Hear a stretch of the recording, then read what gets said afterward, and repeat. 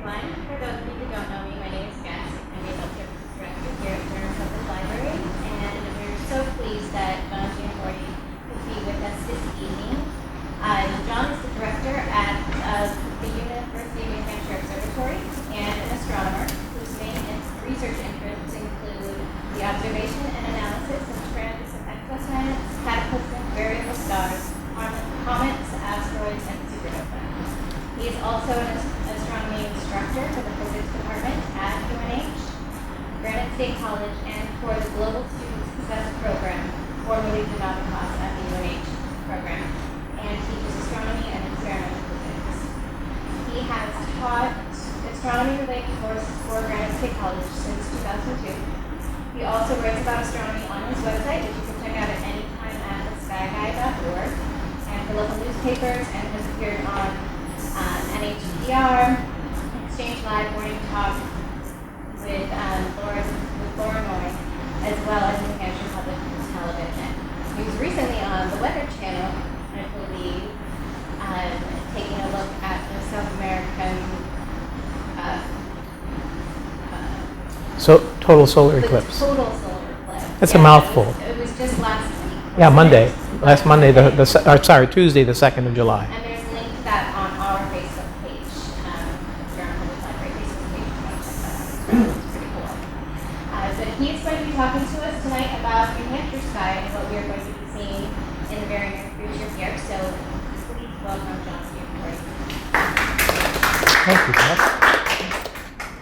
I doubt very much that I need the microphone, right? We don't need the microphone. I was under the impression I was You- hearing her, but you're definitely. I have a bigger mouth. I just came off of a class that I was teaching over at UNH, so I'm ready to yell at people.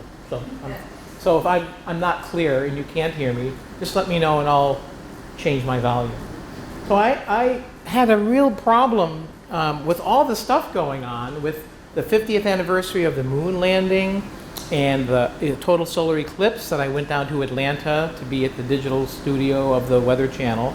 And we hosted 8 different feeds from Chile and Argentina and broadcast them to 5 or 6 million people tuned in to their weather app. So if you have their little weather app on your phone or your iPad, that's what they streamed the hour-long program to, which was really neat. And we got a great view. The weather, it's winter down there in South America right now. So I didn't think of that, but the sun sets at like 4:20. I'm thinking, what's up with that? It's July, but it's winter down there. So you have to consider that. But anyways, the weather there was beautiful. Everyone on the eclipse path saw a beautiful total solar eclipse, both partial phases and the total phases, which was really stunning. So I had with all the stuff going on, there's a lot of interest in the moon landing and anniversary of the moon landing. So I've been doing a lot of interviews and a lot of talks about that. But this talk isn't about the moon landing. I'll mention a couple slides about the shows that are on local television about that, but I won't mention too much more about that. But I wondered what to talk about. I get advice from people what they want to hear about, and it's not the first talk that I've given here at the library. I'm always pleased to do it. But I decided to do a talk tonight that is looking at, it asks the question. It asks the question of, is astronomy relevant? Does it make sense for us to spend our resources, our money and our time to study what goes on in space? Who cares about that? I always get the question when I go on to the exchange program on NHPR, which I'm going to do next Wednesday. We're doing another show about the moon landing. So what? Who cares? Big deal. So there's water on Mars. What's the big deal about that? Who cares?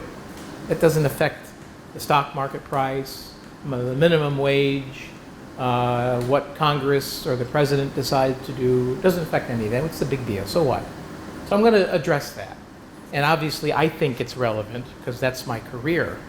But I'm going to try to explain to you folks why learning about what happens in space is important and why it's important. And then at the end, I have some slides that tell us what we can expect to see in the sky, excuse me, this summer. So that's another thing. I will certainly address that. So the Chasing the Moon is a 3-part, 6-hour special on the space race and the landings on the moon. And that's it's a American Experience program. If you know about the American Experience program, this one is a special one, 3 2-hour sessions about the moon. And that's on channel 11 or channel 2, depending on who your cable, your TV provider is. So I just had a picture about that. It's a really good program. So if you weren't alive in 1969 and are only hearing stories about what your parents or your grandparents told you about the moon landing, it's a good program to watch. It's really a great historical show and has some great NASA footage about the missions that led up to and including the landings on the moon. New Hampshire Public Television, which is now New Hampshire PBS, in support of Chasing the Moon, did a half-hour program called New Hampshire in Space. Anybody seen that so far? And I put some air times when it's going to be aired on July 4th at 7:30 in the evening, so it really got prime time. And it's about the connection between New Hampshire and the space program and going to the moon, and also the Krista McCullough story about what she did for New Hampshire. So these are some air times. They're going to show it a few more times, and if I know NHPBS, they're going to air it all during the summer. But here's some times that it's going to be on. It's about 28 minutes. You can even watch it online if you go to their website and type in New Hampshire in Space. You'll see a link to go and watch that. So it's really, I think, well done, and it highlights the connection between the university in several different aspects and the moon landing. What kind of research we do that has to do with the moon and why that's important. So, okay, so there's the next couple of times that this will air, coming up the next few days and on into August as well.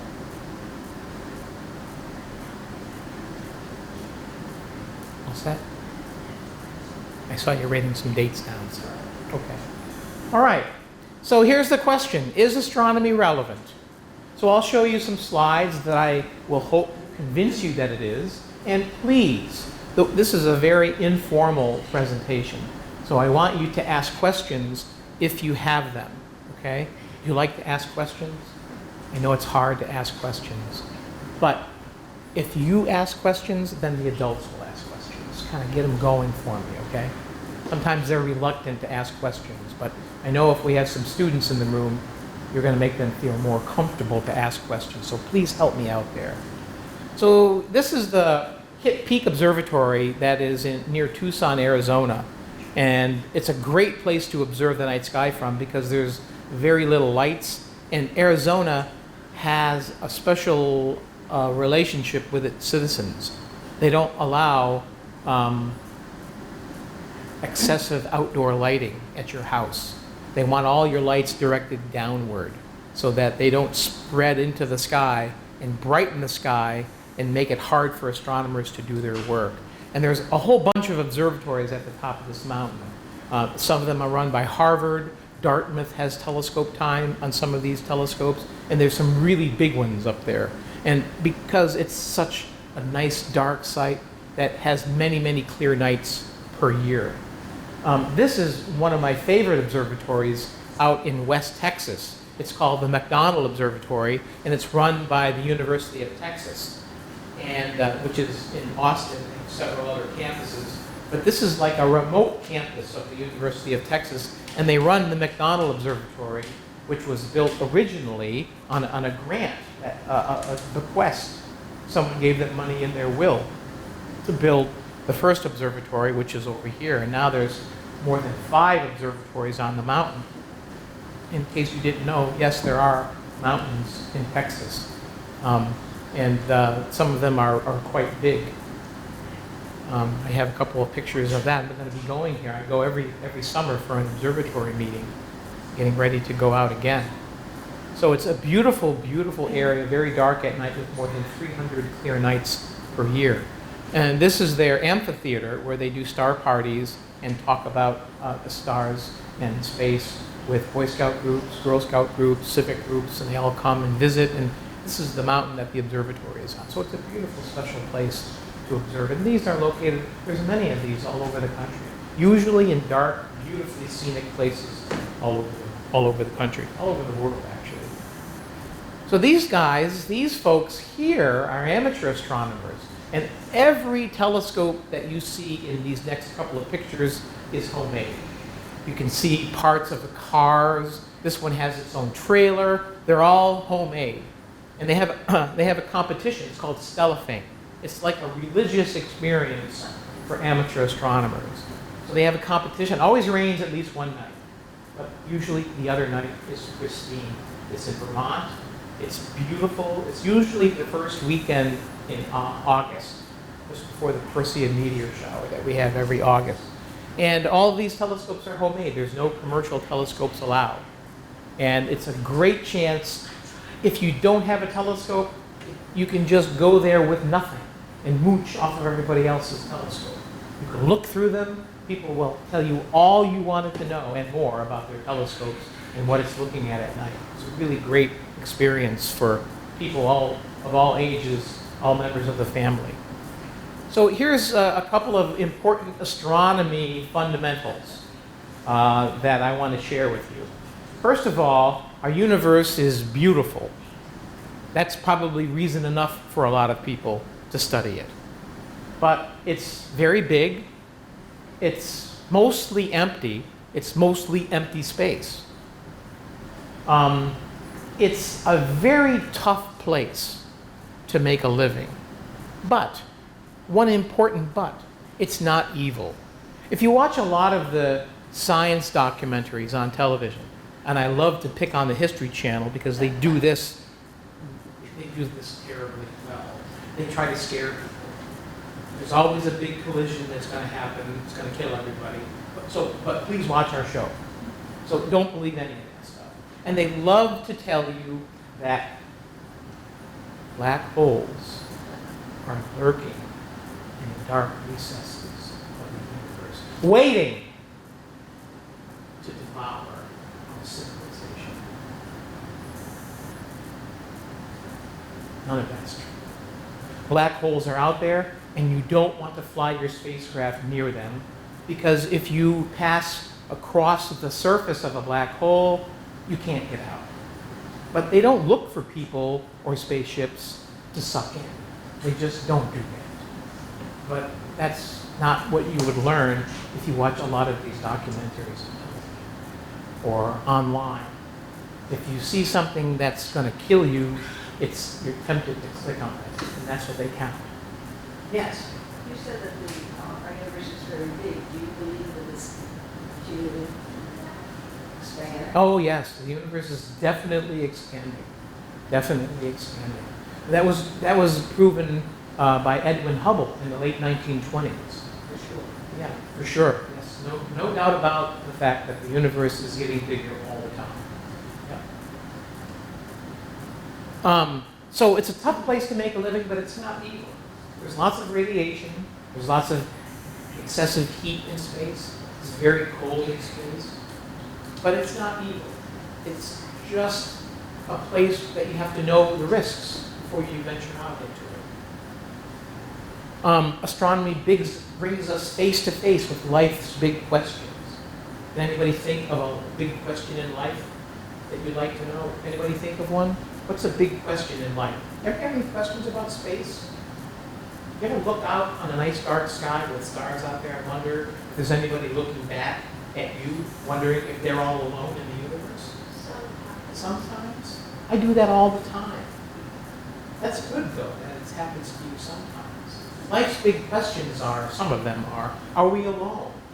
Are there any other life forms out there, any place else in space? Are there intelligent life forms that we could communicate with and talk to? Right? Or are we all alone in the universe? Either answer is profound.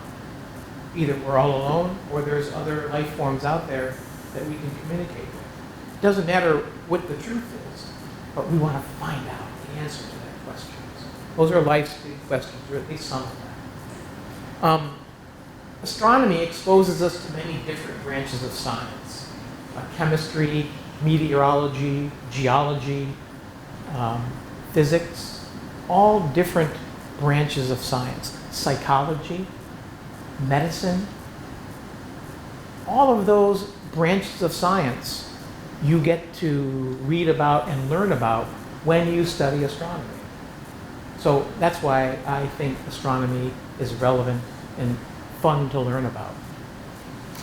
As far as we can see, as far as we look into the universe with our biggest, most sensitive instruments in any direction, we're the only place where life exists. The only place. So it makes it, at least in my mind, it makes it kind of silly why humans would use their intelligence to build bigger bombs, bigger rocks to throw at each other, to try to kill each other, when this small 8,000 mile across rock is all we know, the only place in the cosmos, so far as we know right now, that has life on it. Seems to me that we should find ways to work better together, cooperate, and work together to explore space and solve some of our other problems. So the biggest reason that it makes sense to spend some of our resources and time studying the universe is that what happens out there has very real, measurable effects on us down here. And not just people, other forms of life that we share the Earth with. And unless we understand our neighborhood in space, we don't know what those risks are and not maybe how to minimize them. Okay, so here are the topics that I'll cover tonight. How are we affected by what happens in space? Why should we explore it and spend some of our time and money doing it? Who cares? So what? Space weather, undiscovered near-Earth asteroids. The sun has a limited and finite lifetime. Other planetary bodies in our solar system, planets, moons, asteroids, and comets, they contain important materials needed for space exploration and development. They can also tell us about how life started on Earth and if it started somewhere else in our solar system. And if other places in our solar system contain life, then why not other solar systems that we've detected out beyond the sun? And because the universe is there, that's a great reason to explore it. Why do you climb mountains? Because they're there. Right? You've heard that answer to the question before, right? And for every dollar spent in research and development meant for space, eventually more than $10 is returned to the economy. It may not be at the end of the fiscal quarter or at the end of the fiscal year, but eventually research for space returns money into our economy by providing jobs and products that make our lives better.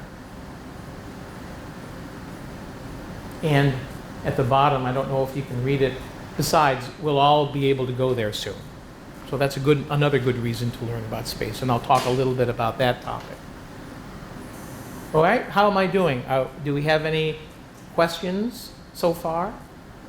I'm going to rely on you that if a question pops into your head, you're going to ask it and not forget about it and say, well, I'll ask him at the end, because you might forget.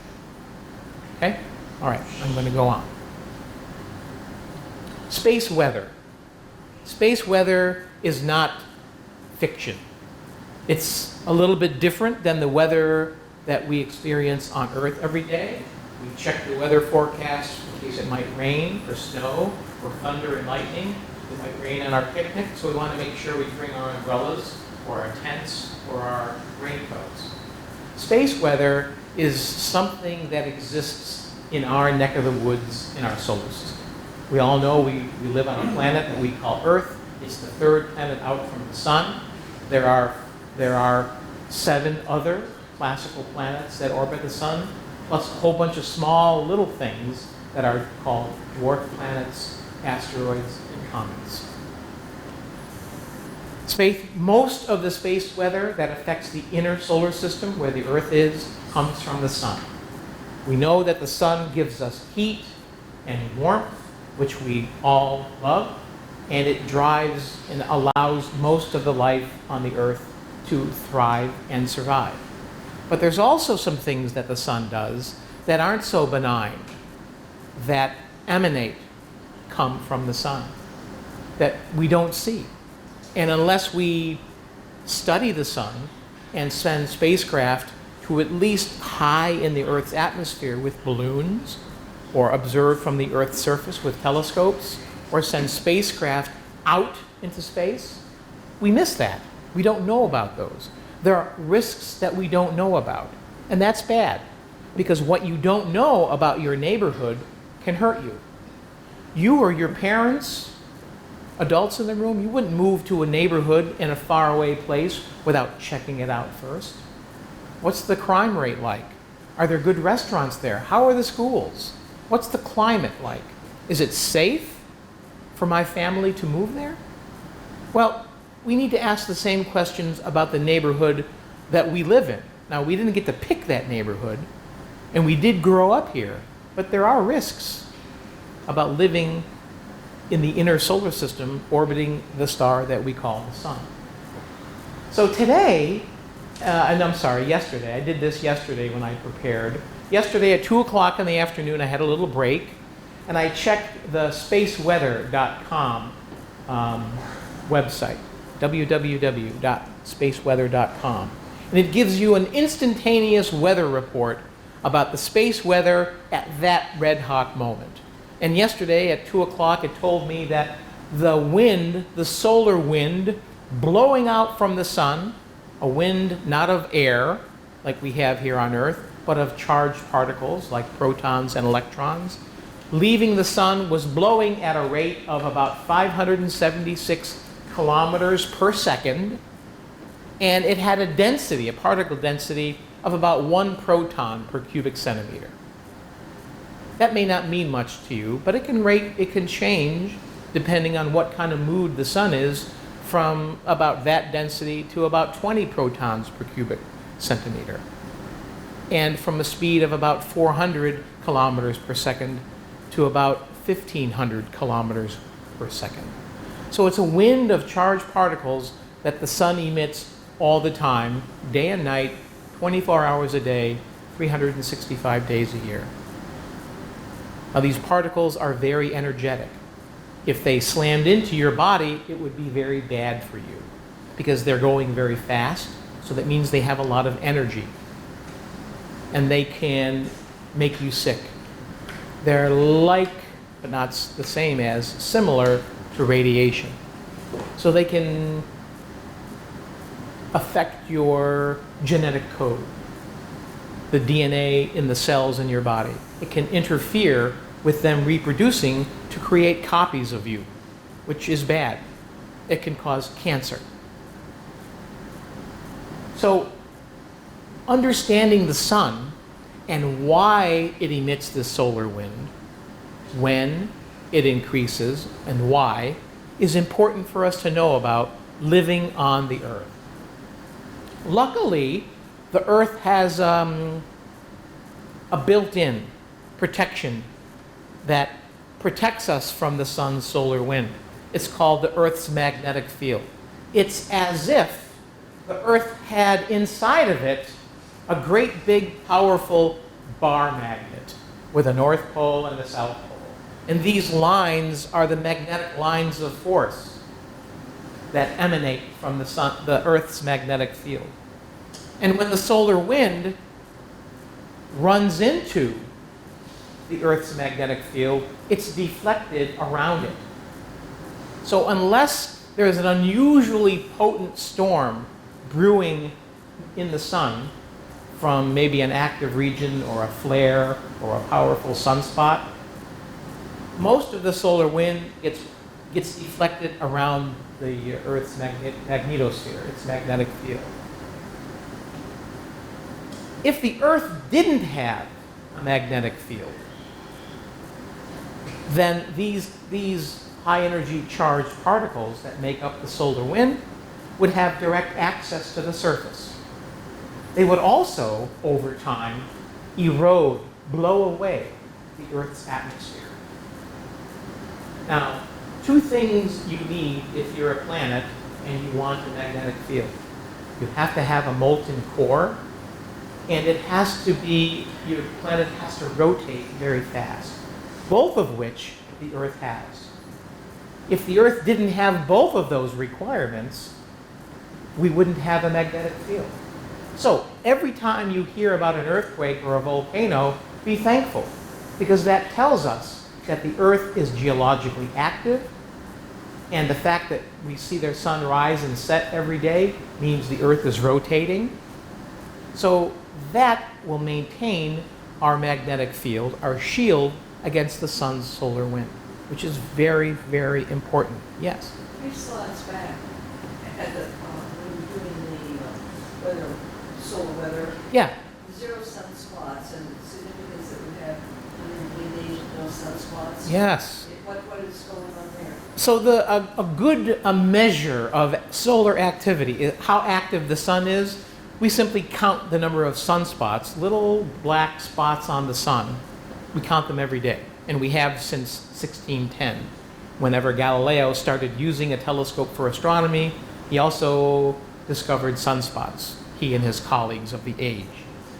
And they didn't do it in a very safe way back then. It caused him to go blind later in his life.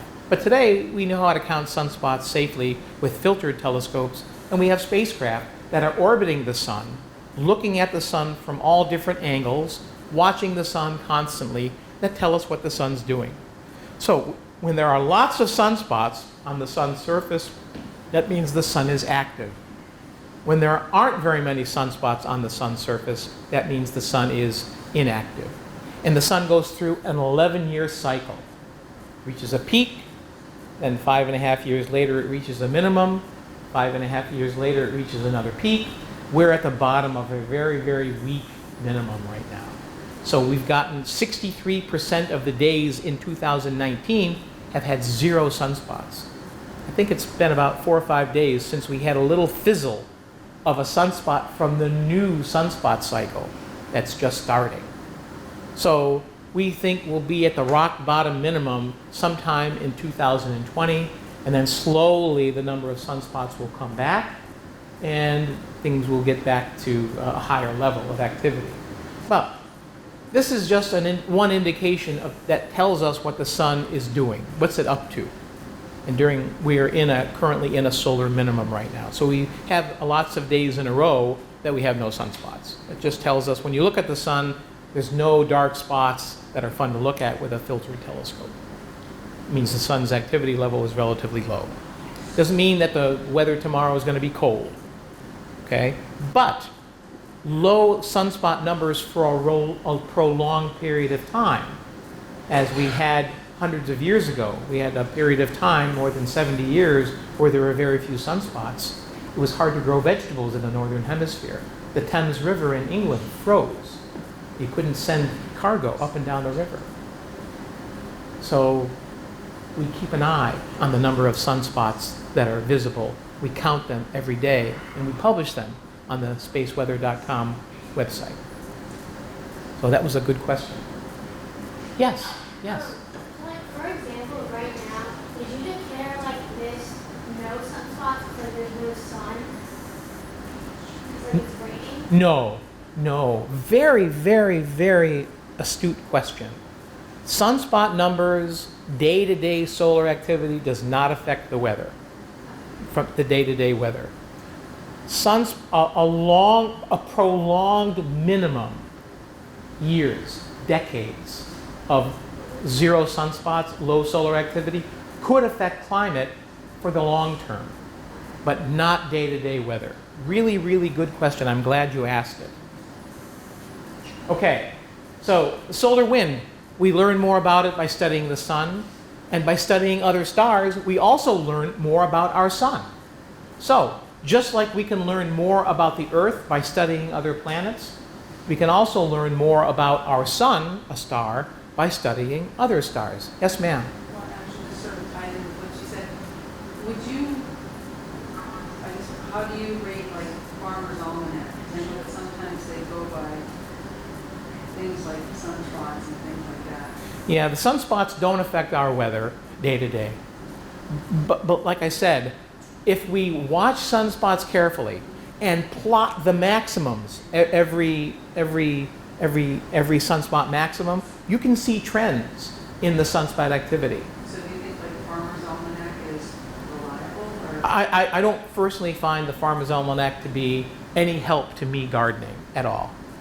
Now, they have their special formula that's a secret, and I really don't know what that is.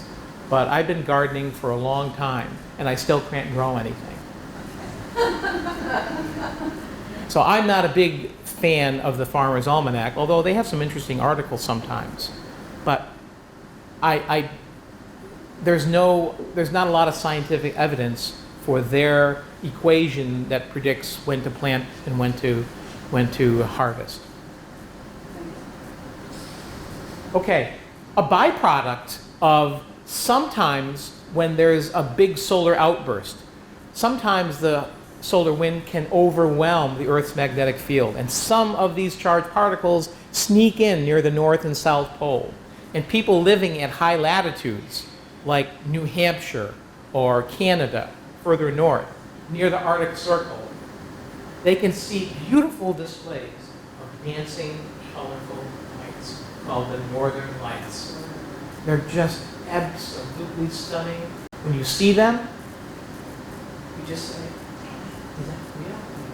Maybe I'm dreaming, pitching myself to see this. They're just beautiful. And there are special tours to go up to Alaska or Iceland or Greenland to see them. They're just beautiful. I remember many years ago here in Durham on Halloween night, I was out in my observatory and I heard kids hooting and hollering. And I was excited because I love to give candy out for trick-or-treaters.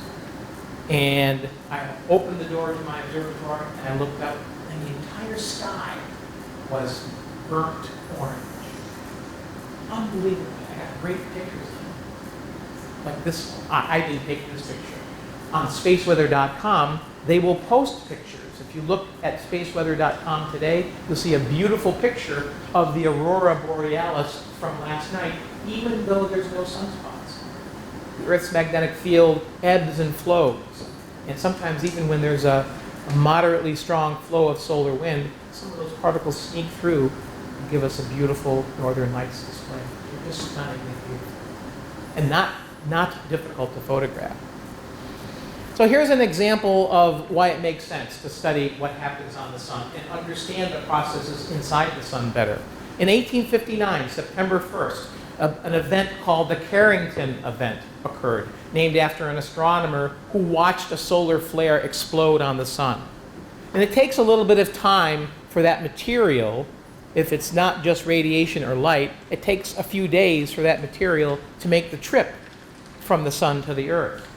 So what happened was these solar wind particles overwhelmed the Earth's magnetic field and induced high voltages in telegraph transmission wires and caused telegraph operators to experience powerful shocks and even burned several telegraph stations to the ground. So, not all of the effects are benign, like northern lights, like aurora borealis. Some of them are more serious. If this Carrington event happened today with our technology-dependent and addicted society, it could mean trillions of dollars of damage to transformers, transmission lines, circuit breakers, power substations. Could be devastating for months. So, it makes sense to understand the cycles that take place in our nearest star that we rely so much on. I didn't do that to scare you, but I did that to show you that the sun gives us more than just heat and light on a nice warm summer day. This looks busy, But let me ask a question. Is radiation good or bad? Guys, is radiation good or bad? Radiation. Is it good or bad? Bad? What do you think? You think good? You think bad? What do you think? What do you think? Depends. Depend? What's it depend on? Situation. What do you think? Fight cancer, that's a good thing, right? Yeah, but it can also cause cancer, can't That's it? true. So the question is, it's a trick question, and no one fell for it. So when we hear of radiation, a lot of us say, oh, gee, that's bad. But you know what? The kind of light that comes from the sun that our eyes are sensitive to is radiation. Light that we see is just another form of radiation. Radio waves are radiation. Who's afraid of radio waves? Everyone has a radio in their car. We walk around with radios and we listen to them. In the olden days, television signals were transmitted on radio waves. That's how we sent pictures around. Cell phones use radio waves. The radar gun that the police officer uses to make sure you're not speeding in Durham uses radio waves. There are different forms of radiation. This spectrum that I have on the board here enlists all the different kinds of radiations there is. Gamma rays, X-rays, ultraviolet, a little bit of visible light that we can see, and we have infrared that we can't see but we can feel, radio waves, microwaves. Microwaves are just a subset of radio waves, and then these are the radio waves for our FM and AM radio stations. So all of this is radiation. And until the late 1920s, all astronomers knew the universe by was this very thin little strip called visible light. But after the 1920s, we realized that astronomical objects emit radio waves, microwaves, infrared waves, ultraviolet rays, X-rays, and gamma rays. Now, we use all those windows on the EM spectrum to learn about the universe. Hot objects in space give off very energetic radiation. Cool objects give off less energetic radiation. Those are the radio waves. We have another shield. The dangerous rays, the gamma rays, the X-rays, and most of the ultraviolet are blocked, absorbed by the Earth's atmosphere. There's a very thin layer of ozone, about 30 kilometers above the Earth's surface, that's really, really good at absorbing, blocking ultraviolet rays from the sun.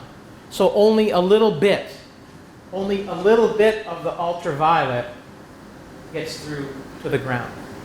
Still enough to give you a sunburn, but can you imagine if the Earth didn't have an atmosphere or didn't have ozone, how much UV ultraviolet rays, radiation from the sun? There wouldn't be life on Earth if it didn't have any oxygen.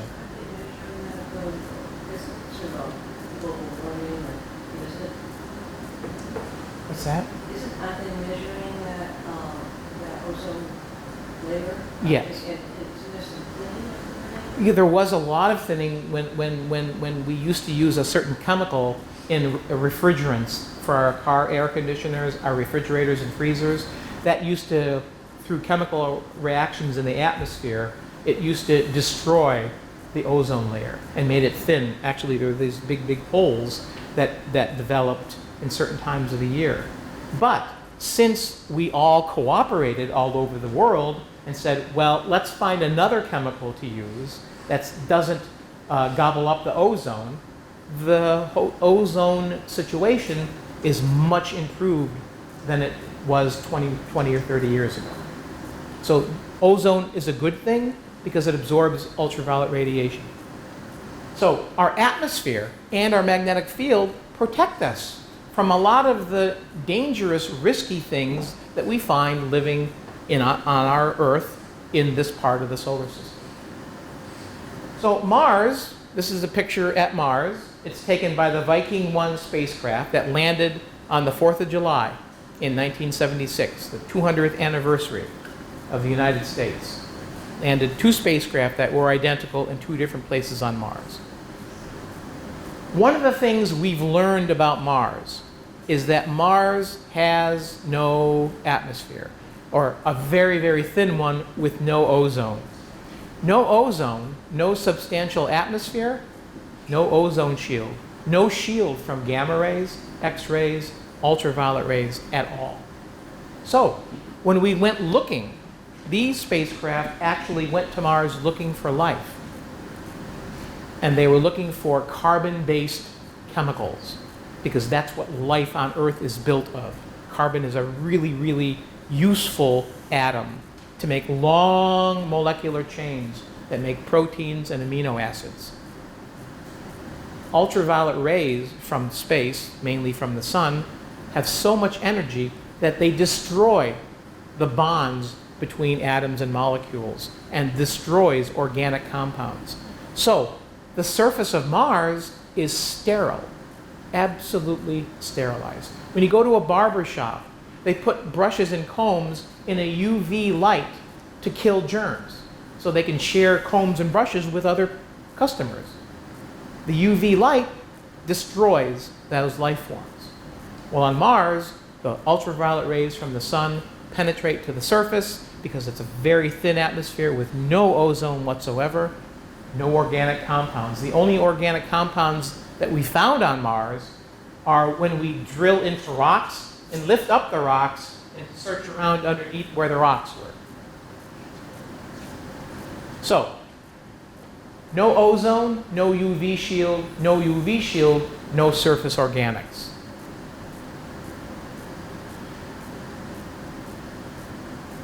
So Mars has an incredibly thin atmosphere, only 1% as thick as Earth's, mostly carbon dioxide. Venus, on the other hand, has too much atmosphere. Its atmosphere is 90 times denser than Earth's. So, if you were walking around on the surface of Venus, its temperature would be 867 degrees Fahrenheit. You know, when your mom puts the oven in the cleaning mode and it closes off, you can't open it for 3 hours, and then she opens it at the end and there's a pile of white ash on the bottom of the oven floor. That's because all the organic compounds that dripped on the bottom of the oven from food that you cooked was burnt out at that high temperature. Well, that's what it's like on Venus all the time, day or night. Because it has a very caustic atmosphere that's very dense. Walking around on the surface of Venus is like being underneath 3,000 feet of water. You know how you go swimming in a swimming pool, and the deeper you go, the more pressure you feel?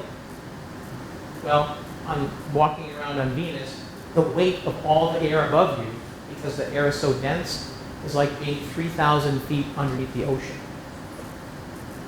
So it has a runaway greenhouse effect, which is why it's so hot. The Earth has a little bit of a greenhouse effect. Is a greenhouse effect good or bad? What do you think?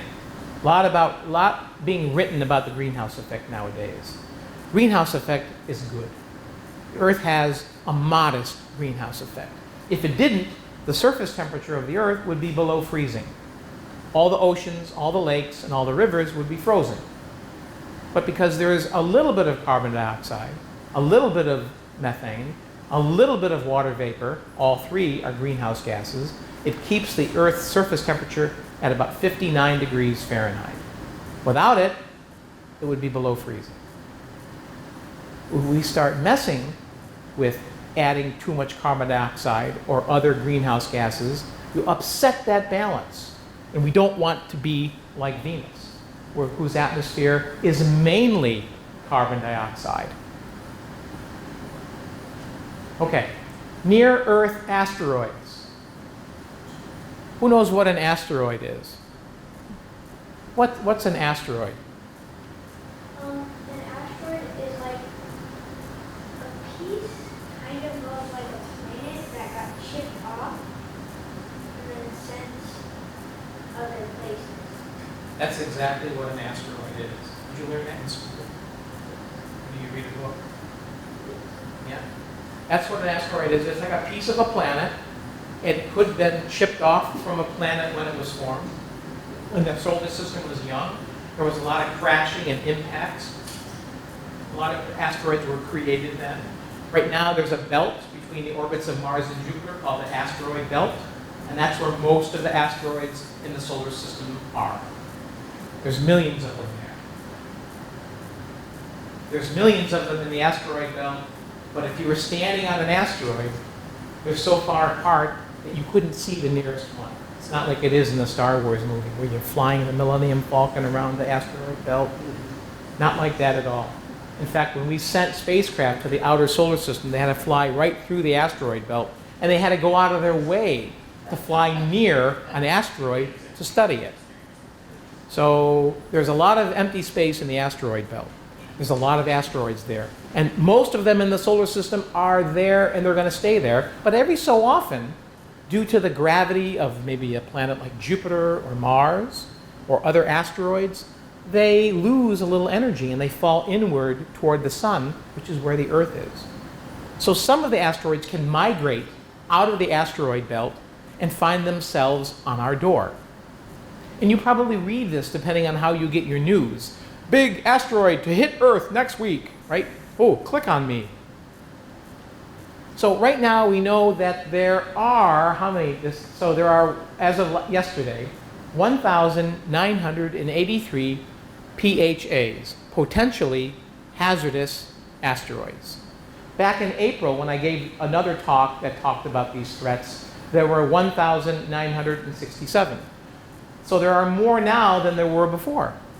That's good, because we're trying to find them. We're trying to find big asteroids, catalog them, plot their orbit, and see if they're ever going to hit the Earth.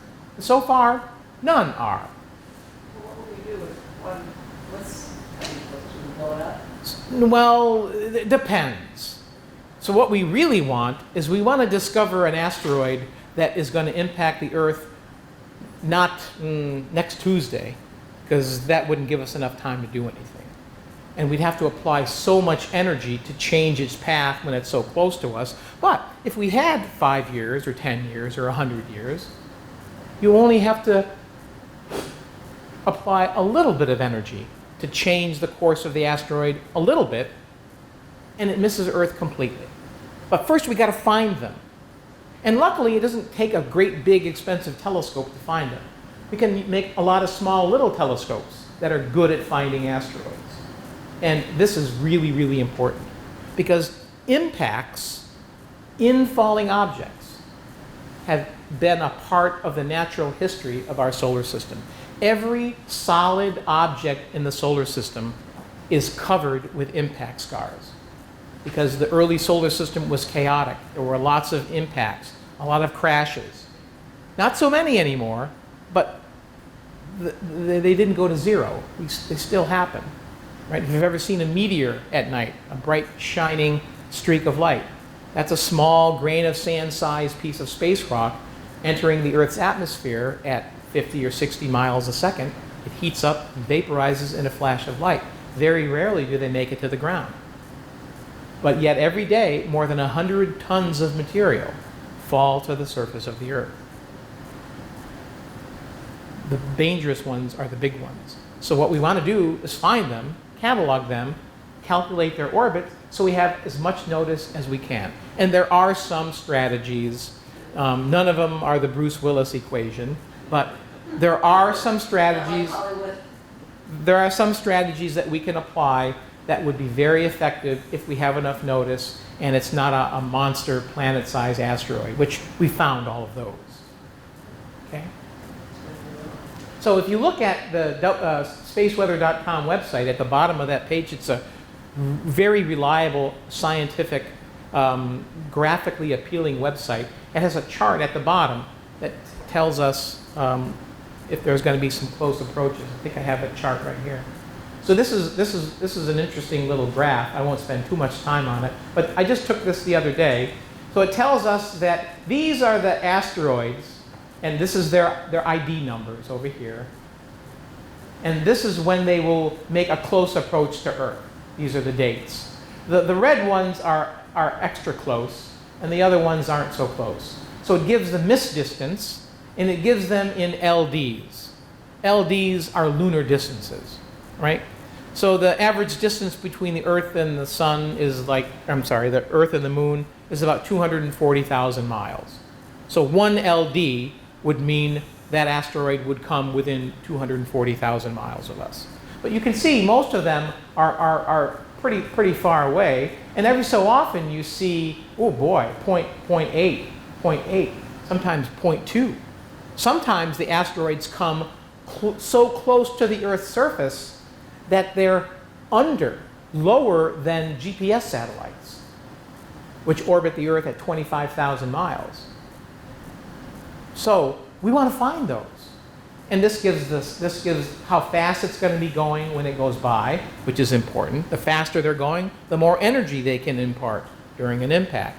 And this is the size in meters. So these are pretty small. Not that you would want, an 18-meter space rock that fall on your house. That would be very bad, right, for you and all of your neighbors. But they're relatively small. So NASA classifies a potentially hazardous asteroid, one that are bigger than 100 meters across, like about the length of a football field or a soccer field, and ones that can come within about 4.5 million miles of Earth. If we take a look at the Moon through a telescope, which is a beautiful object to look at, all we see on the Moon are impact scars. Every one of these craters is the result of something smashing into the Moon's surface. And it's happened since the Moon formed. And guess what? The Earth is about 4 times bigger than the Moon, and its gravity is stronger. So the Earth has been hit more than the Moon has. And this is an idea of how often the Moon got hit. Now, we don't see the craters on the Earth because we have lots of water. We have plate tectonics that reshape the surface of the Earth every few 100 million years, and it deletes all the old craters. So we only know of about 220 impact sites, craters on the Earth, even though it's been hit many more times. So impacts are a part of the history of our planet and our solar system. And there have been some big ones that have hit the Earth. And they have caused mass extinctions, at least 5 in the history of our planet, where at least 80% of the life forms on Earth were extinguished as a result of the impact. So we want to know, we want to discover these asteroids before they're on our doorstep. So we have to expend as little effort and energy to deflect them. But if you don't know about them, if you don't study small solar system bodies and don't understand how the solar system works, you don't know. And what you don't know can hurt you.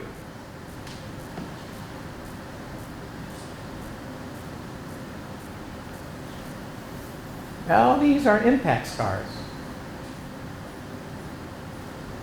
All right, and this really started things out for Congress. Back in 1994, there was a comet that was broken up by Jupiter's gravity. Jupiter is the biggest planet, it's the most massive planet, and it disassembled by its gravity a comet into 22 pieces.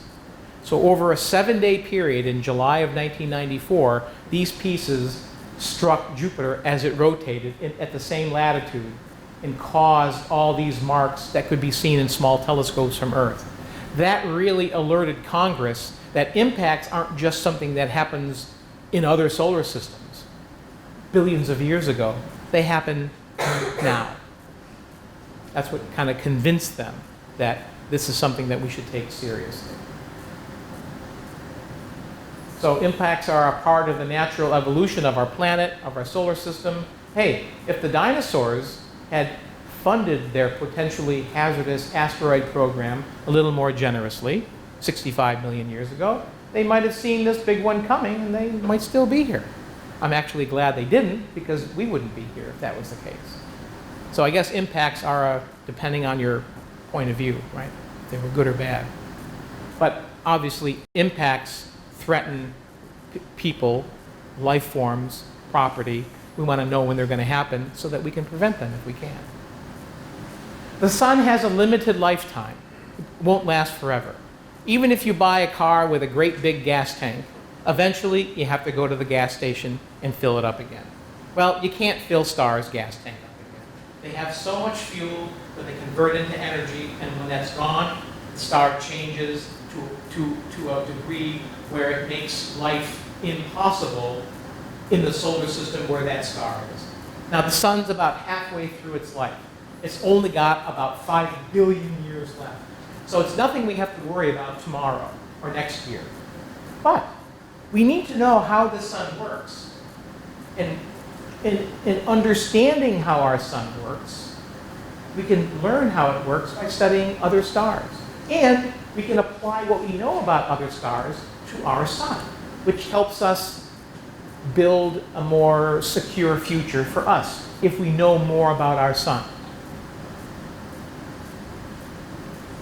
But the sun does have a limited, finite amount of fuel to convert into energy to warm our planets and our solar system. And we should understand how that works.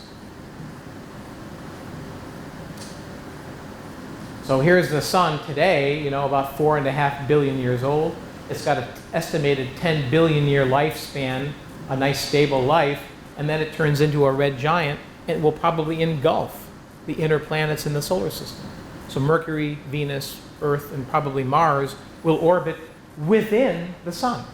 And that would be really bad for people who like to sail, because there'll be no more water, there'll be no more surface life, but we're talking a long time in the future.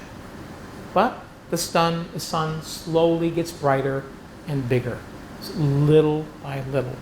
Simply a natural process of how stars age, just like people. So I thought I would give a couple of slides that tell us what's the solar system look like in comparison to the other planets. These aren't photographs, they're just drawings, but they're to scale. And I put Pluto in there, even though it's not a planet anymore, it's a dwarf planet. But we have Mercury, the smallest planet, then followed by Mars, then Venus, which is just a little bit smaller than the Earth. But Earth is the biggest terrestrial or Earth-like planet in the solar system. And then we have the gas giant planets. All of these planets orbit out beyond the asteroid belt: Jupiter, Saturn, without the rings, Uranus and Neptune. But we put the other planets in there to show scale. So you think Jupiter's big because it's the biggest planet, but here's the sun compared to the planets. Here's little Pluto here. Here's the Earth. And you think the sun is big. But when we compare the sun to some nearby stars, here's the sun. Here's some stars that you have undoubtedly seen in the sky before. Look how small the sun is. Look at this great big orange supergiant star called Arcturus, which is in the sky right now at night. Fourth brightest star in the sky. Well, there are bigger stars. Here's Arcturus down here. Look at these guys. Stars are huge, and they're different colors. So I wanted to show you a couple of missions that are going on right now. This is a picture, this is an artist's rendition of the Juno spacecraft that's orbiting Jupiter. And it is orbiting Jupiter so close that it's only 2,000 miles above the cloud tops during some of its orbit. And it has taken the most spectacular pictures of Jupiter and its atmosphere. Just take a look at the weather systems that are present in the clouds and atmosphere of Jupiter. These are all huge hurricanes at the North Pole of Jupiter. Many, many, many hurricanes near the North Pole of Jupiter. Lots of individual storm systems in Jupiter's atmosphere. The Great Red Spot, a storm that's been visible for more than 300 years in Jupiter's atmosphere. That's shrinking, and as of May of this year, is coming apart. It's being shredded. No one knows why. Oops, that's a close-up of the Great Red Spot. So remember, back in 2018, Elon Musk was at it.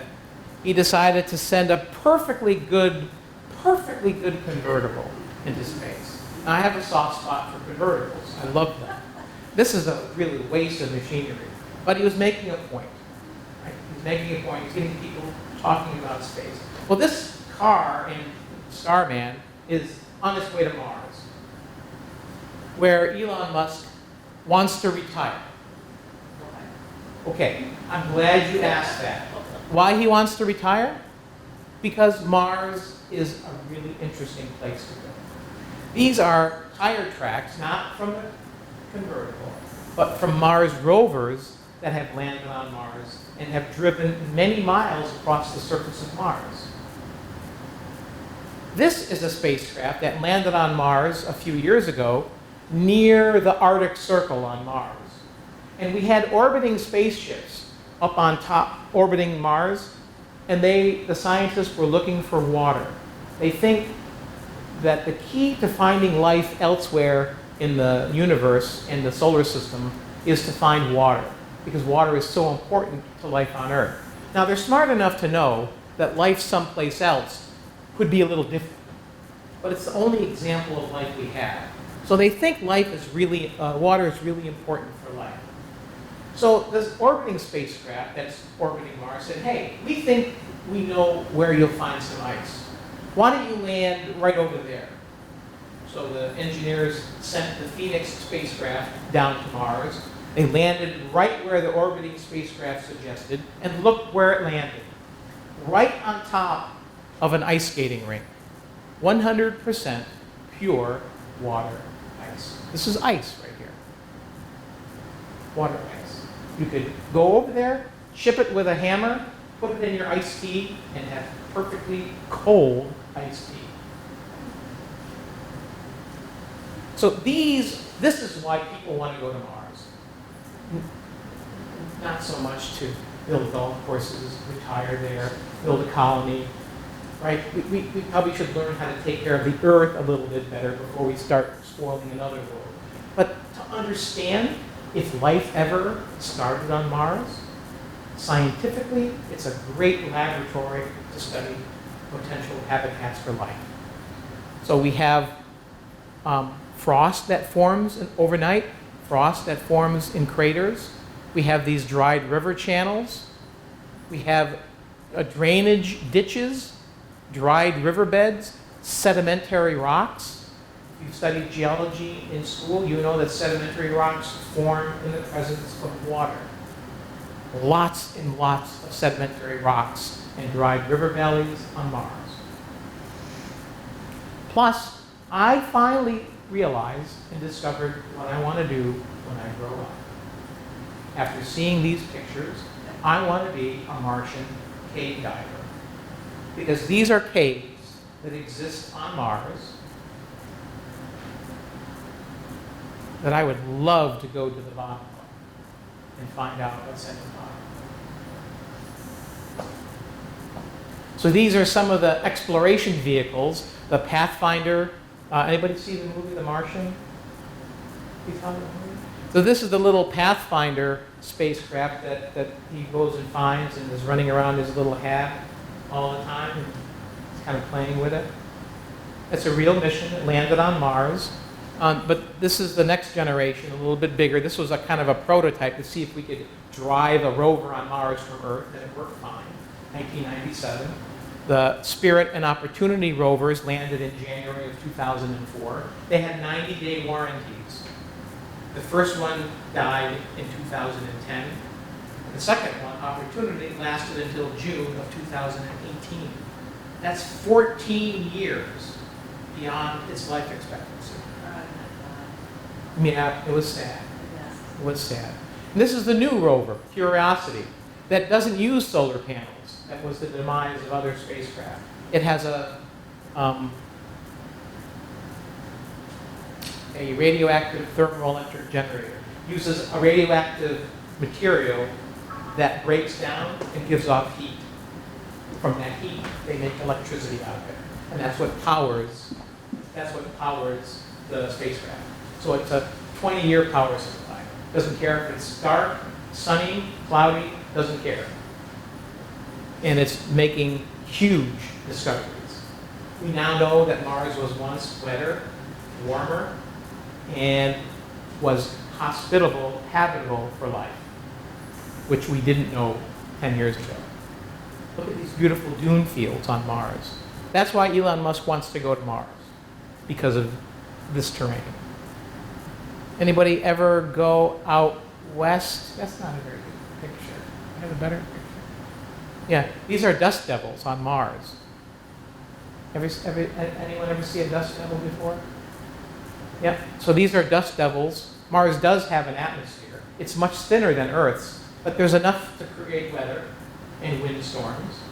Not the violent ones that we saw in The Martian, but these are strong enough to clean the solar panels of spacecraft, which led to the Opportunity and Spirit rovers lasting for so long. They got a natural cleaning when these dust devils flew over their rovers. So look at, there's a meteorite that fell on Mars. This is a hole that the Curiosity rover drilled in clay, looking for organic compounds, and it found some.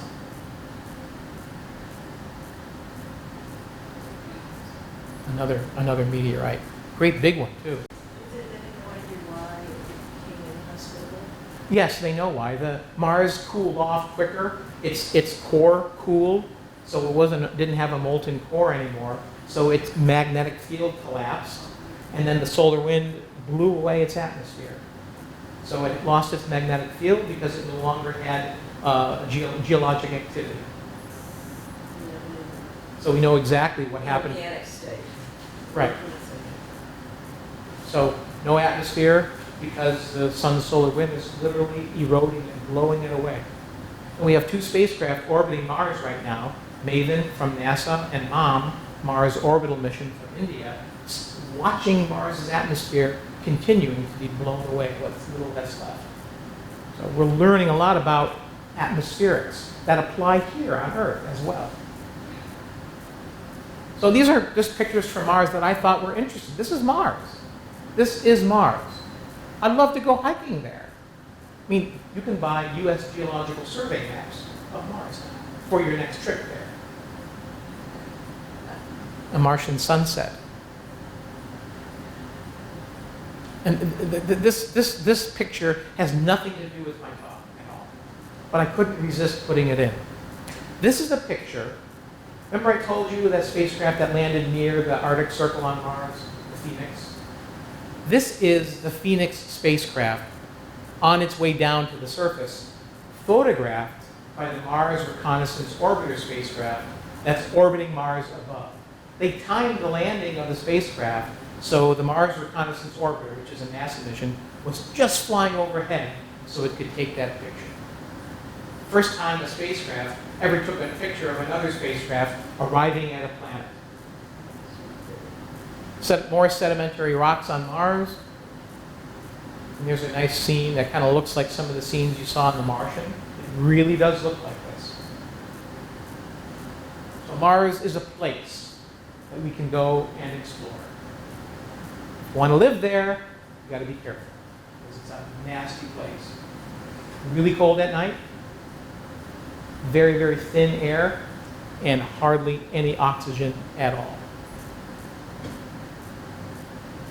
All right. Oh, there's a better picture of the dust devils. There we go. Watch out. Those are dust devils on another planet.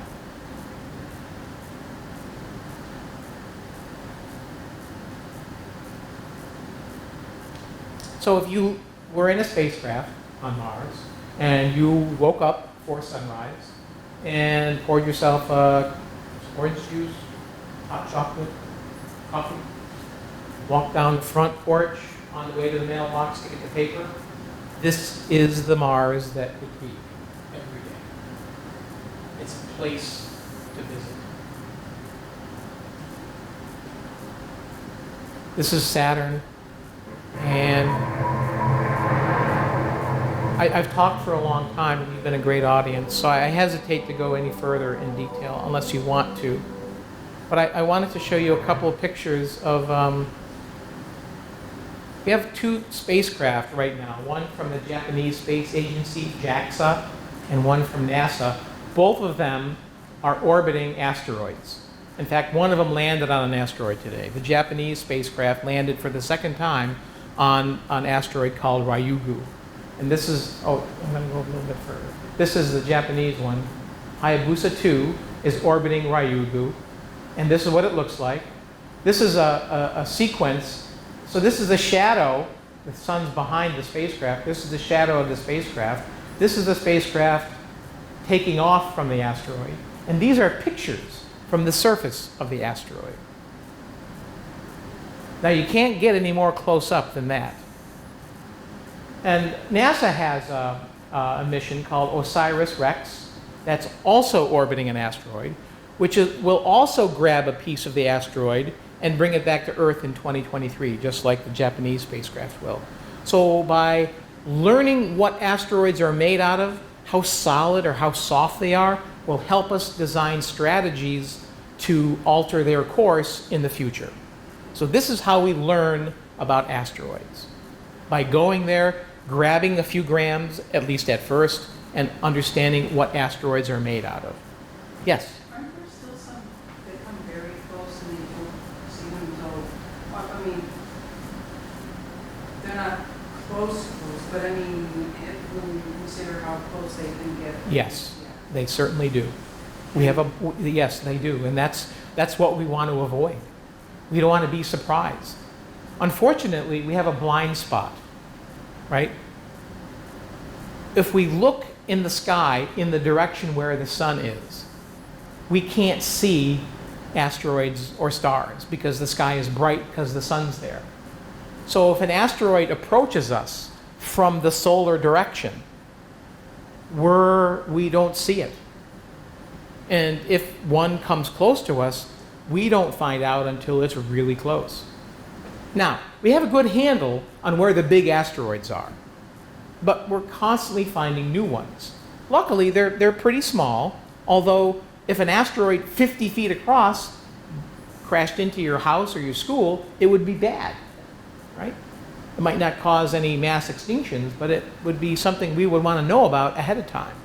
So yes, they can sneak up on us. We're trying to minimize those surprises as much as possible. This is a full 360 picture of Bennu. This is a potentially hazardous asteroid. Not very big, but it does come close to Earth. How do you like these for close-ups? Huh? How about that? These are amazing images. Okay, I'm going to stop here. What's that? I'm going to stop. I have like 5 billion more slides, but I always have more material. But I'm going to stop because it's after 7, and I was only supposed to talk an hour. And you've sat there a long time and been very quiet. So I'm going to turn on the lights and see if you have any questions. I'm also going to put a plug in for the UNH Observatory because that's what I run at the university. And coming up next Saturday, the 20th of July, the 50th anniversary of the moon landing, we didn't plan it that way, but we have our public observing nights on the first and third Saturday nights from 9 to 11 during the summertime, 8 to 10 during the wintertime when it gets dark early. So we are going to have our observing session, it just turns out, on the 50th anniversary of the moon landing. And the moon rises at 10:38 before the end of the session. So we will definitely be talking about the moon, looking at the moon, as well as other objects. The planets are beautiful this summer. Jupiter and Saturn aren't to be missed. First and third Saturday, sir? The 20th of July is our next session. The first and third Saturday from 9? From 9 to 11. I have a flyer that I can give you. Just a little information sheet that gives you our website.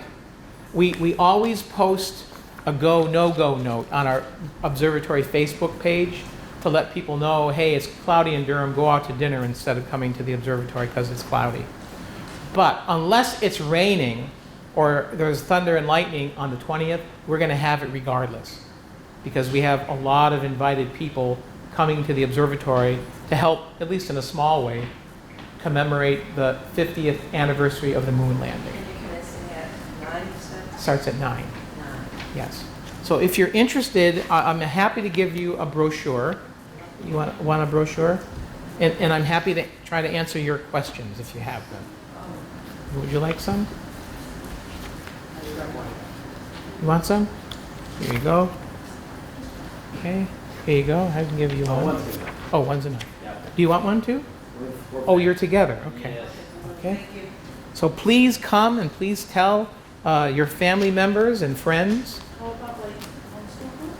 Oh, of course. We host a lot of. So on the sheet, we hold. I won't be in the area. Oh, you don't live in the area? I won't be in. Oh, you won't be in the area. Oh, that's too bad. I know. So we have public sessions twice a month, even during the semester breaks and even in the summertime, and we do private sessions with groups larger than 8. So we do birthdays and Girl Scout and Boy Scout groups, church groups, civic groups. We even had 2 marriage proposals last year that we. I was telling these people last fall. Oh, the astronomy festival. Yes. Yes. And I had an opportunity to go into the observatory. Oh, great, great. And that was wonderful. That a lot of these amateur astronomers that sit up outside. Yeah. Saturn was Oh, it was beautiful. amazing. Yeah, it was beautiful. Yes. Yeah, it was a lot of fun. We're not having a festival this year because we don't have any money. So we have to raise our own money for the tents and all the stuff. It costs about $10,000 to put on the festival, maybe about $9,500. So we don't have the money this year. So what we've been doing is trying to do it every other year. Every other year. So But are they doing the viewings of Portsmouth? Is that what's mentioned? yes, they do. And that's the first Friday of the month? I don't usually they do one night a month, and it usually corresponds with one of our nights too. Wait a minute. Right. So but if you look on that, so that's the New Hampshire Astronomical Society. They have a great website. So they do things all over the state, and they will have the Market Square nights listed on their website. That Market Square Day, just 2 weeks ago. Yes, They yes. had a lot, they were set up a lot. Solar telescopes. Yep. Yes, that's cool. Yep. Yes, I have sir. a question for you. So my favorite book of all time is Bill Bryson's The Short History of Nearly Everything. Yep. Have you ever read it? No, I haven't read. I have it on my shelf. Yeah, it's great. What other books would you recommend around astronomy, astrophysics, and that sort of thing for like the layperson? Like, what do you like? What have you read any authors that are really good at writing prose, but also can Yeah. bring the science as well? Like I Brian Greene and some of these, Yeah. folks. well, I would say that one of the best all-time books about science is Cosmos. Yeah, yeah. I would recommend that book to any age person that's interested in how things work. Yeah. Not just astronomy, but biology and it's a wonderful book. It's was written in 1980, but it's very, very accurate even today. Yeah. That's kind Carl of Sagan? Carl Sagan Yeah. wrote the book. yeah. That's Yeah. what short history of nearly everything is like too. It gets into biology and it's not specifically just about how we came to be. Right. It's really good. Actually, if you want to hang around like 2 minutes, 2 more minutes, I'll show you a clip that I think is really important. Do you have 2 more minutes? You have 2 more minutes? I should have remembered that I put this in here, but I really think you'll like it. Speaking of Carl Sagan.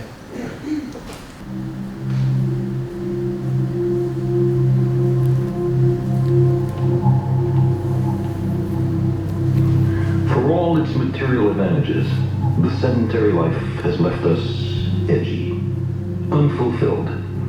Even after 400 generations in villages and cities, we haven't forgotten. The open road still softly calls, like a nearly forgotten song of childhood.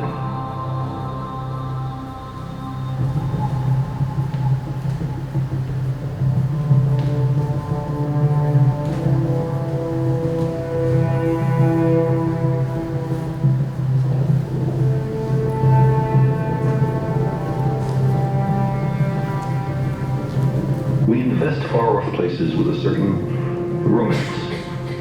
The appeal, I suspect, has been meticulously crafted by natural selection It's a moon as an of essential Saturn. element in our survival. Long summers, mild winters, The rings of Saturn. rich harvests, plentiful game. None of them lasts forever.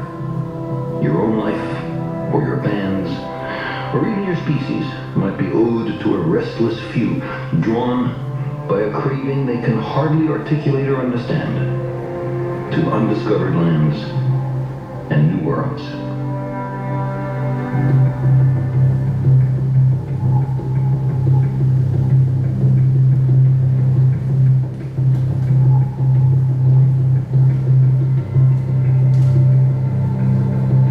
Herman Melville in Moby Dick spoke for wanderers in all epochs and meridians. He said, "I am tormented with an everlasting itch for things remote. I love to sail forbidden seas."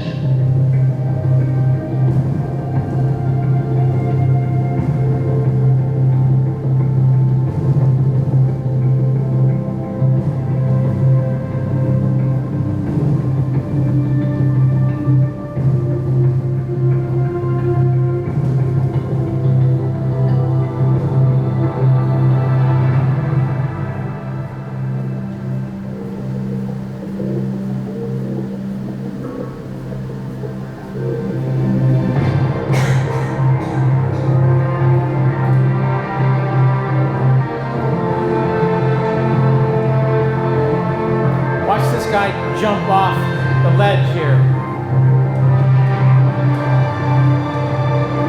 That's a moon of Uranus. Very low gravity. It'll take him 10 minutes to get to the bottom of the cliff. Maybe it's a little early. Maybe the time is not quite yet. But those are the worlds, promising untold opportunities, beckon.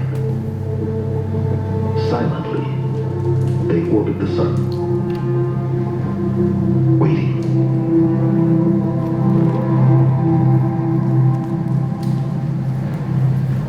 That's a great video.